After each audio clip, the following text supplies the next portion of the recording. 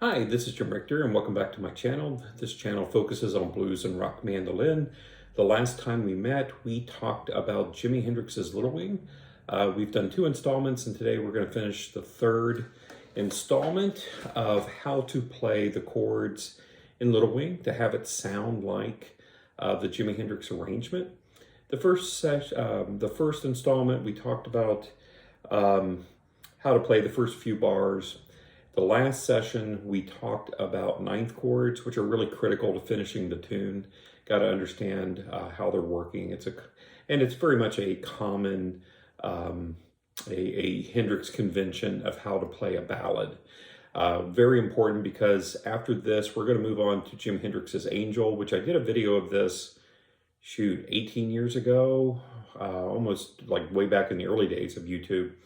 And I've written out the tablature for it, and I'll teach the arrangement, and it's much more complicated than what we're doing here in Little Wing. So this is a good way of getting acquainted with playing kind of like that Southern soul, church-derived, Chitlin circuit, Curtis Mayfield, Pop Staples approach to guitar, and apply it to the mandolin. And I do a lot of this when playing blues or playing rock or folk rock or whatever.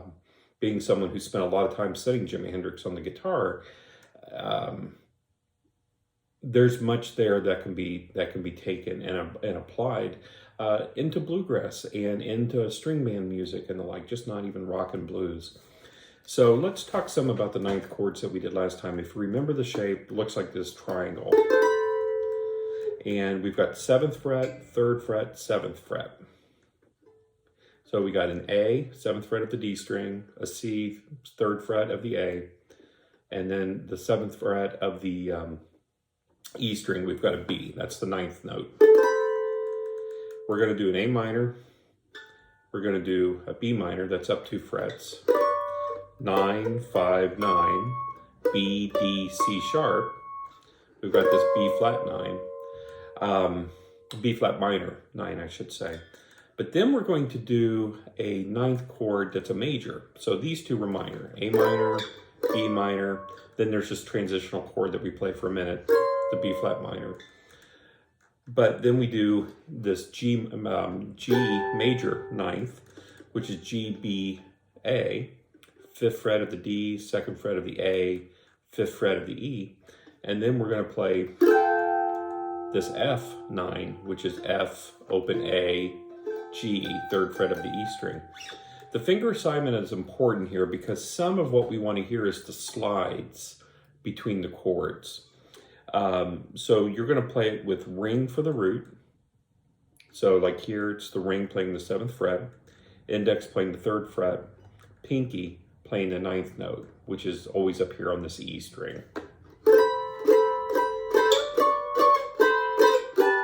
And even when you go down here to the F, you're going to play it like that.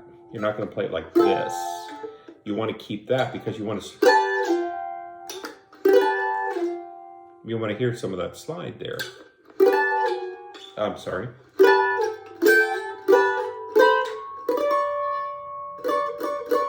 Because when you're sliding, Hendrix actually had like an open G string is what he did.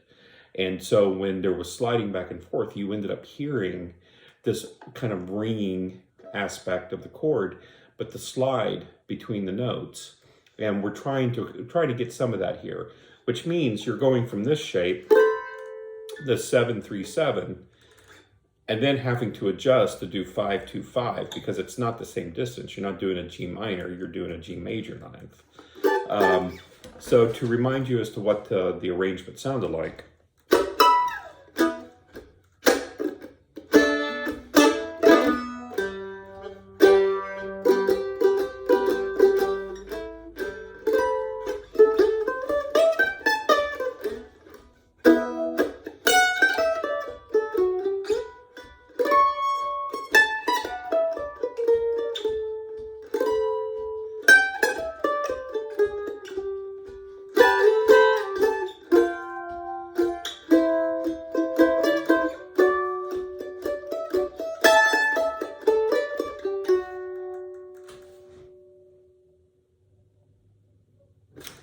Little rough. I never play it quite the same way each time because, again, for me, it has always been capturing the spirit of Hendrix rather than note for note for Hendrix.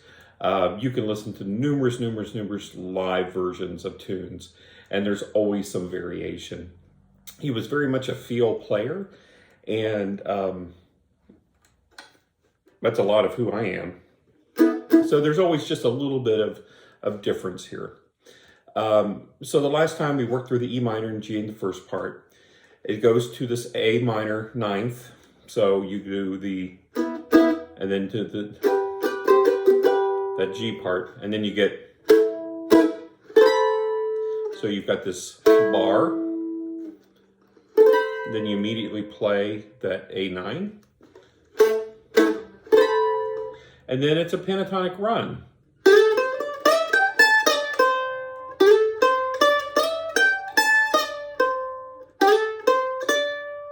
From the A up to the D.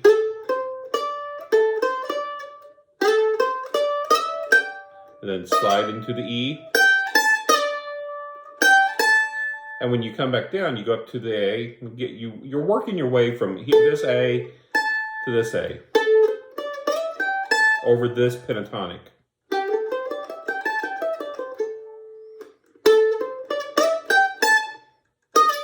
And when you're coming back down, you don't play the E, you're playing this E flat, sliding into the D. So.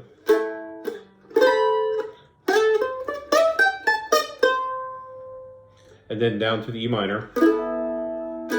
And then I do it's really just an E minor, mostly pentatonic, E minor pentatonic. It's got this hammer-on pull-off.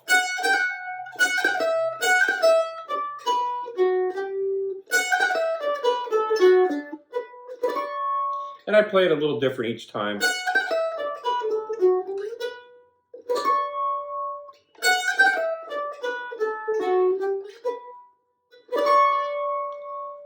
So there's a symmetry that is going on with how we're doing the arrangement over the ninth chords. So we have the ninth chord shapes, but we're also using major pentatonic runs for each of them. So for the E, we did this. So we've got this hammer-on pull-off. Now this includes an F sharp, so it gives it more of a minor sound.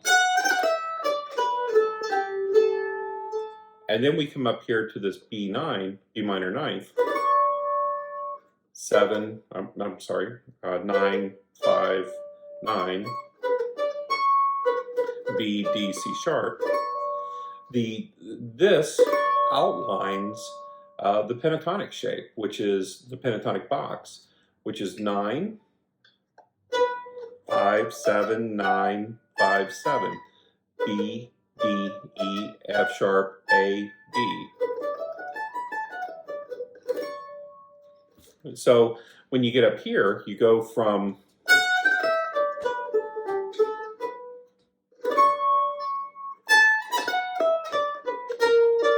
and that, when I come down, is a B flat, double stop. And that is what is hinting at this transition from the B minor ninth to the B flat minor ninth to the A minor ninth. So that 8th fret, and then the down to the A minor ninth, and then I repeat it.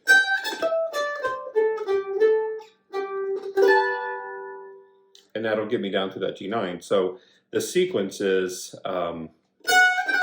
let's see.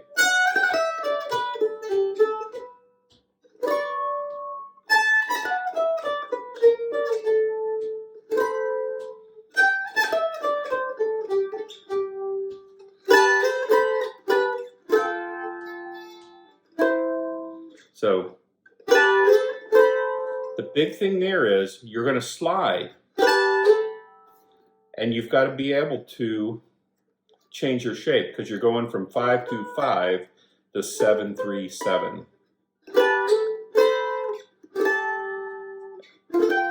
and then you're going down to this open F.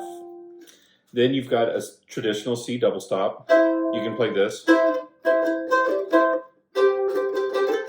Either one of those things work. But let's say we do this one. And then it goes up to a D. So it goes from C. And then I do this double stop thing.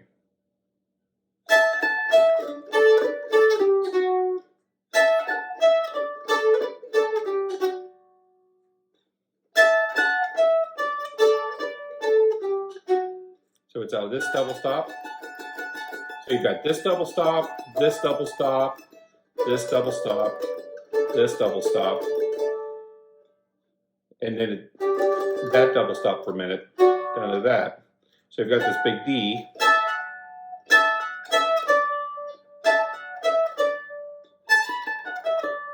That's kind of a major pentatonic played through double stops. And that just repeats it. So this is kind of technically over a D.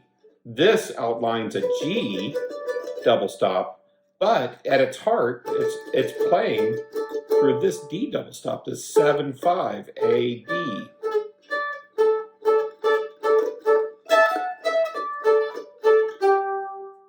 And then you've got that suspended fourth, that G note, that resolves to the third, the F sharp.